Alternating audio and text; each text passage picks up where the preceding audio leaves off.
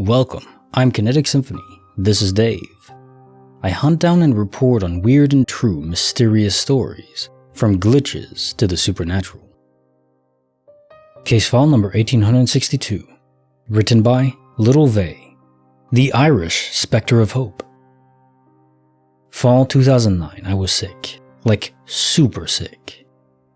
It was a few weeks before my amputation, and I was battling a severe bone infection. I was hopped up on all kinds of antibiotics.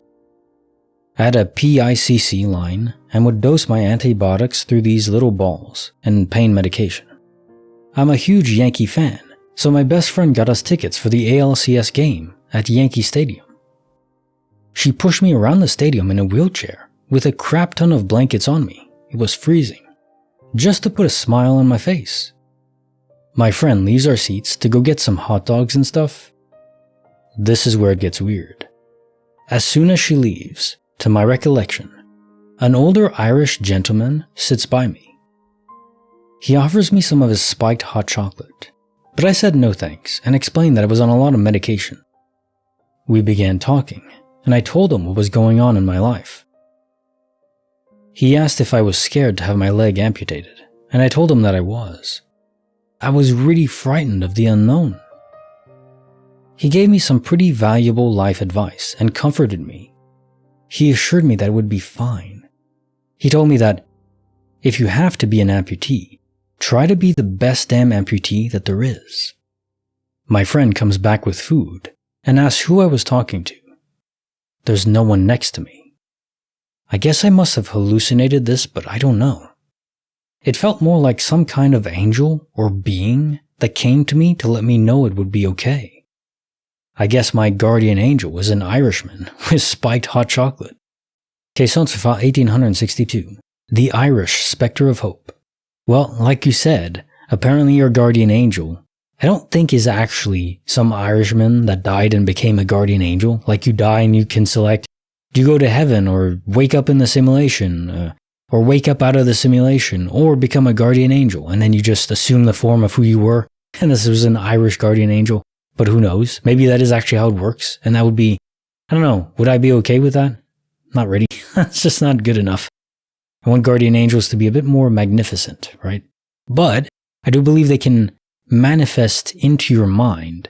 So, in this case, didn't take possession of a real person, which they can do, and I thought they would have to do it most of the time, but apparently not. They can really just manifest in your mind. And in this case, only needed to give you a few words of comfort. That did the trick. Case file number 1863, written by, oh my god, look, a whale. The car in the cotton fields, a vanishing tale that fate reveals. I was driving home from work on the back roads and was driving behind a car that was the same make, model, and year of my car, just a different color. Further down the road, we both get into the turn lane to turn left onto a long, straight road with open fields on either side. The car in front of me turns onto this road, and I wait for a car to pass, and then I turn as well. It takes less than 5 seconds.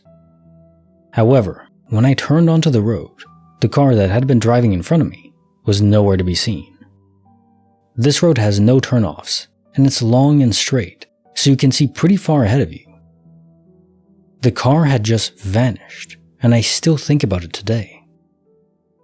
I have a dashcam now, but I wish I had one back then, because I question what actually happened that day. I am 100% sure the car didn't do a U-turn. The roads are really narrow, so they wouldn't have been able to complete the U-turn without having to make it a 3-point turn or drive partly in the field. I also would have noticed because while there was enough time to complete a 90-degree turn in front of the car that was coming from the other direction, there was nowhere near enough time to complete a 180-degree turn without either causing a wreck or something. After I turned onto this road and noticed the car was no longer in front of me, I looked all around me and could see the other car driving away behind me. But the car that looked like mine was nowhere to be seen. There was nowhere on that road where the car could have pulled off where I would have seen it. It was still very light outside, around 6:30 in June, and the road was surrounded by cotton fields, which do not grow high enough to cover a car. Case also file 1863. The Car in the Cotton Fields. A vanishing tale that fate reveals. The ever-present space-time portal. But this would give evidence that space-time portals do move, or they can instantly become destabilized. You went along the same path that this car in front of you took the portal through, and then it didn't affect you.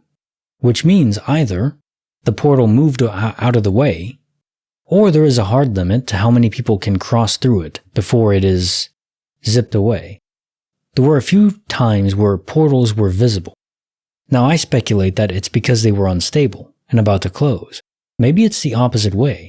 Maybe they only appear visible in the initial formation of the portal, and then they're stable, up until the point where they collapse, but the collapse is pretty much instantaneous. Maybe if you were observing it at exactly the moment they crossed, then you would have seen a flash of light or something like that, just guessing. Clearly though, it didn't affect you. The other possibility is that somehow these portals are tailored for specific individuals or specific cars, targets. So the portal was still there, you crossed it and it didn't affect you. Like you can target viruses to specific people. Could you target portals to specific people as well? That's a thought. Case file number 1864, written by BrotherPicturette. Speaker surprise, remote reprise, twice as nice. Many years ago, me and my brother and our partners moved into a very large old station master's house in our city. The glitch started just a few days after moving in. My brother had set up the TV with his soundbar as a speaker. It was quite an unusual speaker, and we only knew one other person with one. He decided there were a lot of remotes for all the tech. We would put them all in a basket in the middle of the coffee table. Then a few days after the move, we noticed it. A second speaker remote. My brother swore he only ever had one. We looked up the speaker model and confirmed it only came with one. We even contacted that other friend who had one, just to check that there was no way he could have accidentally put it with my brother's stuff. But he didn't even buy it until after my brother moved across the country. And they had never visited each other. He still had his remote. It wasn't ambiguous. On multiple occasions, I held both of them in my hands and compared them. Both worked just fine on the speaker and were completely identical. He could never seem to explain it, and simply accepted he must have always had two. I mean, how do you argue with a physical object in your hand? When we moved out of that place, me and my brother ended up in another property together. I packed up the living room myself. Used that basket on the table to pack the remotes as well as some candle holders. I smiled at the two remotes and thought of how odd it was.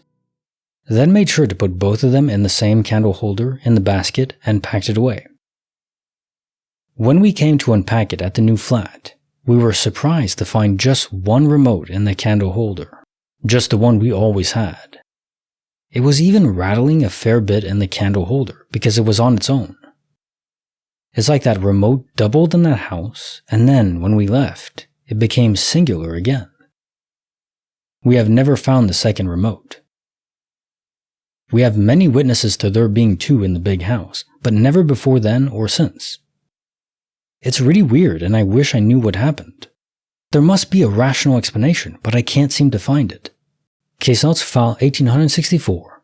Speaker surprise, remote reprise, twice as nice.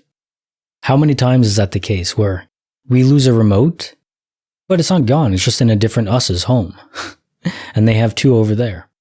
Kind of frustrating, and it's definitely a patch I'd want to see come to the game, the simulation, where they could fix this multiverse nonsense.